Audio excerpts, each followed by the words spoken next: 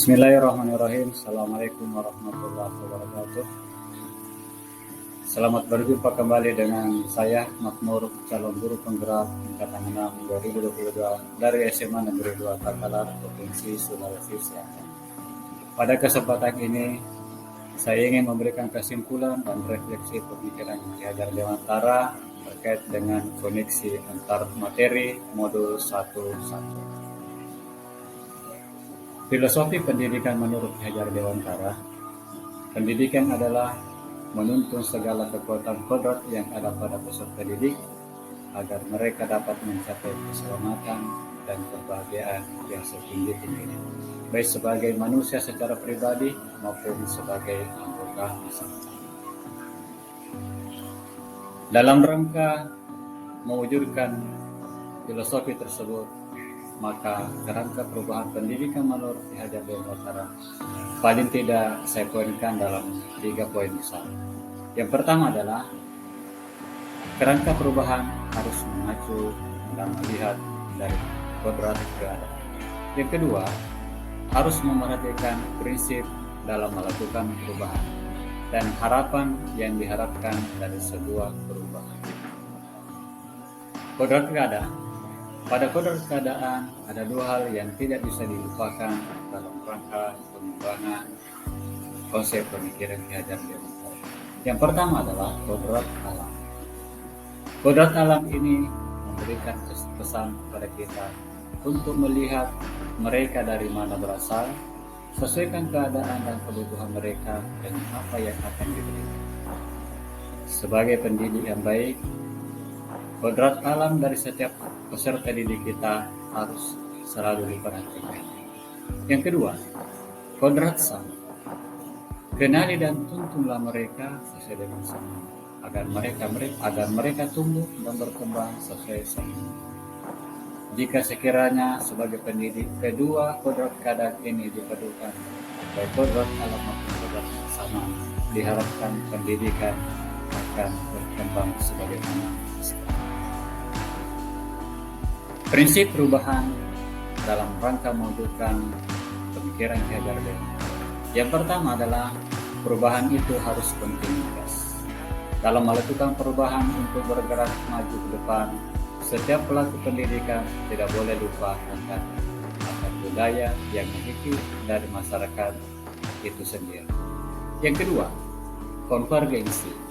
Prinsip perubahan konvergensi adalah suatu pendekatan penyampaian intervensi secara terkoordinir, terintegrasi, dan kolaboratif, sehingga melahirkan nilai-nilai kemanusiaan sesuai dengan akar budaya masyarakat kita.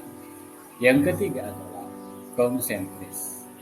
Prinsip perubahan konsentris mengharuskan pendidikan harus menghargai keragaman dan memerdekakan pembelajaran, karena setiap peserta didik memiliki kecakapan sendiri-sendiri. Dalam melakukan perubahan, apa yang diharapkan dari setiap perlakuan itu, yaitu kita menginginkan budi dan pekerti dari peserta didik kita itu sesuai dengan apa yang kita harapkan. Budi pekerti merupakan perpaduan antara gerak, pikiran, perasaan, dan kehendak atau kemauan sehingga menimbulkan energi. Atau budi pekerti juga dapat diartikan sebagai perpaduan antara cipta, kognitif, karsa, afektif, sehingga menciptakan karya psikomotorik. Budi pekerti dipoinkan menjadi 2 kata, yaitu budi yang berarti cipta atau pikiran, rasa atau perasaan, karsa atau kemauan. Sementara pekerti adalah tenaga atau kemampuan.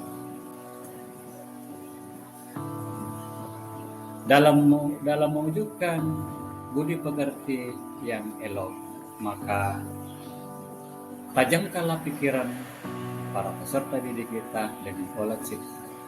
Haluskanlah perasaan mereka dengan selalu mengolah rasanya, dan perkuatlah kemauan yang dia miliki dengan selalu mengolah karsanya, dan sehatkanlah jasmani dengan setiap dan selalu melakukan olahraga. Sehingga perpaduan antara keempat olah cipta, olah rasa, olah karsa, dan olahraga akan melahirkan generasi muda yang tangguh, cerdas, lahir, dan batin.